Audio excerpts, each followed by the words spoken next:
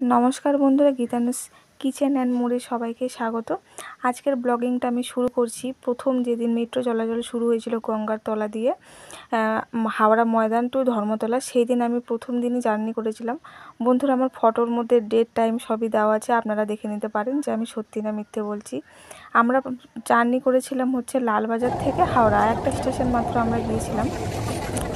আমরা প্রথমে গিয়ে কয়েকটা ছবি তুলে নিয়েছিলাম। তারপরে এই প্রথমবার আমার জামাইবাবু সেদিন এসেছিল আমাদের বাড়িতে, আমার জামাইবাবুকে নিয়ে গিয়েছিলাম। তারপরে এই যে দেখুন, আমার ট্রেনে উঠে পড়েছি। এই ব্লু লাইট শুরু হয়ে গেছে, তার মানে আমরা এখন গঙ্গার নিচে আছি।